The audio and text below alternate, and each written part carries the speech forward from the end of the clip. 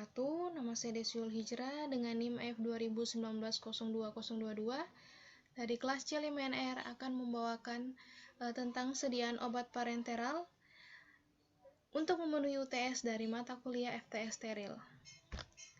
Langsung saja, sediaan parenteral. Sediaan farmasi steril merupakan salah satu bentuk sediaan farmasi yang banyak digunakan terutama pada pasien yang dirawat di rumah sakit apabila obat tidak dapat diminum melalui oral karena ketidakmampuan untuk menelan, menurunnya kesadaran, inaktivasi obat oleh cairan lambung, atau ada tujuan untuk meningkatkan efektivitas obat, maka dapat dipilih rute parenteral.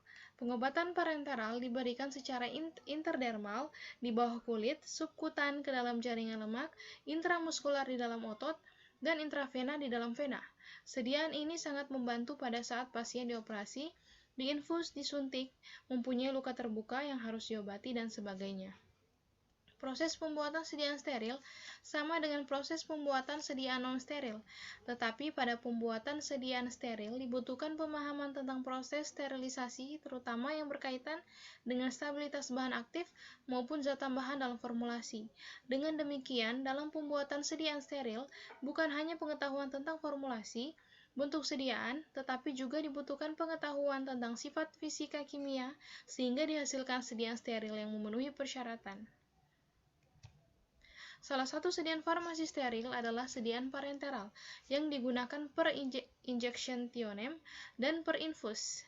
Pada umumnya, pemberian dengan cara parenteral dilakukan bila diinginkan kerja obat yang cepat, seperti pada keadaan gawat, bila penderita tidak dapat bekerja sama dengan baik, tidak sadar, tidak dapat atau tidak tahan menerima pengobatan melalui mulut atau oral, atau bila obat itu sendiri tidak efektif dengan cara pemberian lain. Istilah parenteral berasal dari bahasa Yunani para dan eteron, yang berarti di samping atau lain dari usus. Selain sediaan ini diberikan dengan cara menyuntikkan obat di bawah atau melalui lapisan kulit atau membran mukosa, karena rute ini di sekitar daerah pertahanan yang sangat tinggi dari tubuh, yaitu kulit dan selaput membran mukosa, maka kemurnian yang sangat tinggi dari sediaan harus diperhatikan. Yang dimaksud dengan kemurnian yang tinggi itu antara lain harus steril. Ini merupakan rute dari sediaan parenteral. Ada intramuskular, subkutan, intravena, intrakutan. Pemberian obat parenteral merupakan pemberian obat yang dilakukan dengan menyuntikkan obat tersebut ke jaringan tubuh. Tujuan pemberian sediaan parenteral: yang pertama, pemberian obat pada keadaan mendesak. Yang kedua, zat aktif tidak dapat diserap oleh saluran cerna. Yang ketiga, obat yang diberikan dapat menyebabkan muntah serta rusak dan tidak aktif oleh saluran cerna. Yang keempat, untuk menghindari perlintasan hepatik zat aktif. Yang kelima, untuk mendapatkan reaksi yang lebih cepat dibandingkan dengan cara yang lain. Yang keenam, untuk memperoleh reaksi setempat atau tes alergi. Dan yang ketujuh, membantu menegakkan diagnosa, penyuntikan zat kontras memberikan zat imunologi. Yang kedelapan, mencegah penyakit dengan jalan memberikan kekebalan atau imunisasi, misalnya DPT, BCG, dan lain-lain. Dan yang terakhir, untuk melaksanakan uji coba obat. Pemberian obat melalui parenteral ada beberapa rute. Yang pertama ada subkutaneus atau subkutan, merupakan cara memberikan obat melalui suntikan di bawah kulit yang dapat dilakukan pada daerah lengan, bagian atas atau luar, atau sepertiga bagian dari bahu, paha sebelah luar, daerah dada, dan sekitar umbilikus atau abdomen. Tujuan pemberian obat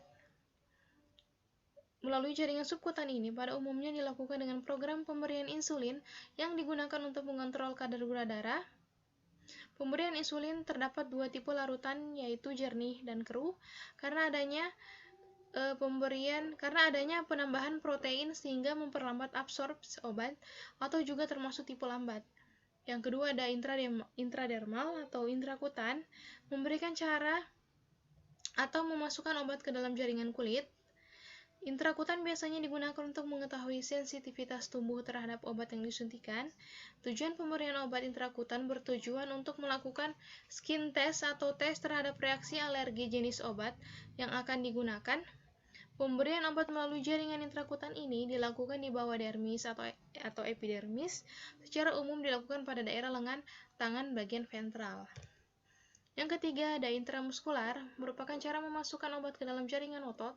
Lokasi penyuntikan dapat dilakukan pada daerah paha atau vastus radialis dengan posisi ventrogluteal atau posisi berbaring, dorsogluteal posisi tengkurap, atau lengan atas deltoid.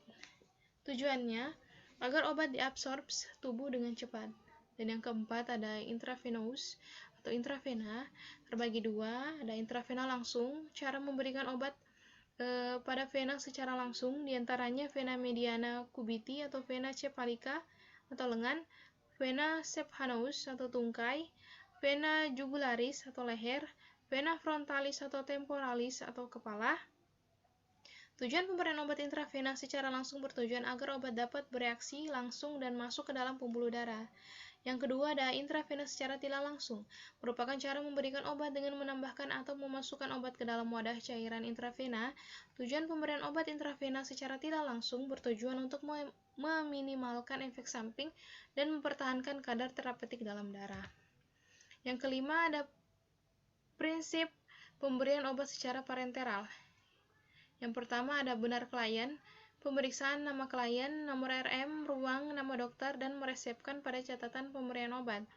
Catatan pemberian obat, kartu obat, dan gelang identitas pasien. Yang kedua ada benar obat, memastikan bahwa obat generik sesuai dengan nama dagang obat, klien tidak alergi pada kandungan obat yang didapat, memeriksa label obat dengan catatan pemberian obat.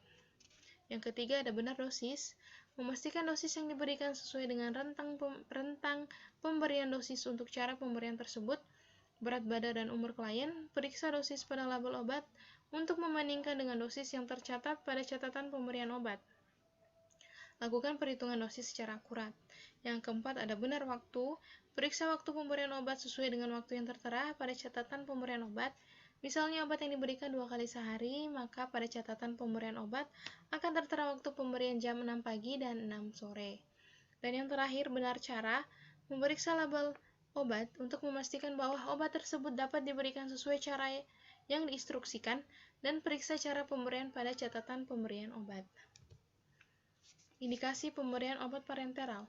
Indikasi pemberian obat secara parenteral adalah kepada klien yang memerlukan obat dengan reaksi cepat, klien yang tidak dapat diberi obat melalui mulut, dan klien dengan penyakit tertentu yang harus mendapat pengobatan dengan cara suntik, misalnya streptomycin atau insulin.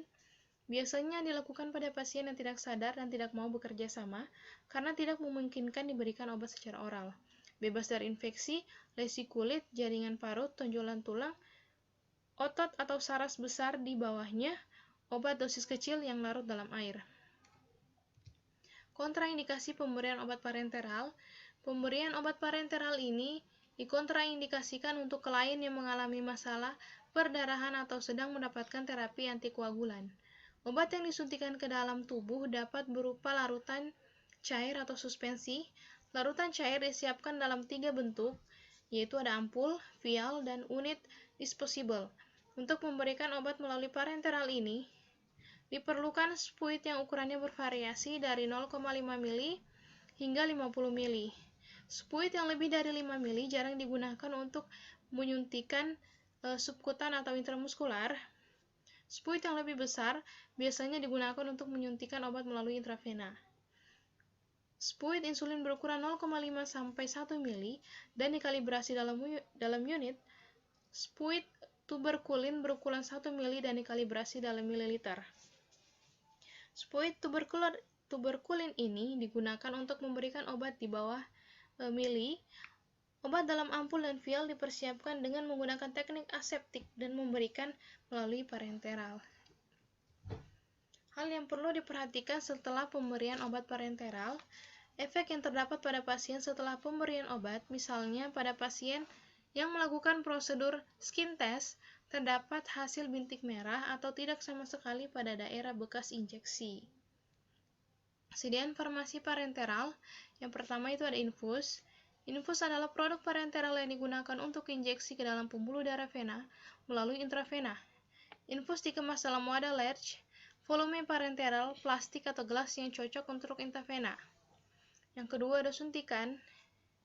Obat suntik atau small volume parenteral digunakan untuk pemberian parenteral. Farmasi rumah sakit biasa terkait dalam penyediaan SVP, distribusi, dan mengontrol produk komersial yang tersedia di rumah sakit dan penggunaannya setelah bahan tambahan dalam pembuatan intravena admixtures.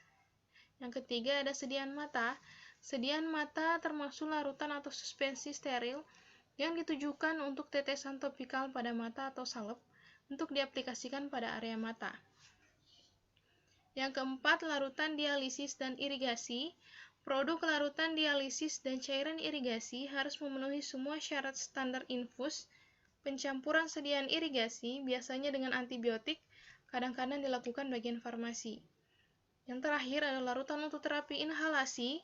Sediaan ini digunakan melalui respiratori atau alat terapi respiratori lainnya untuk terapi saluran pernapasan. Keuntungan pencampuran sediaan parenteral. Yang pertama, obat memiliki onset atau mulai kerja yang cepat. 2.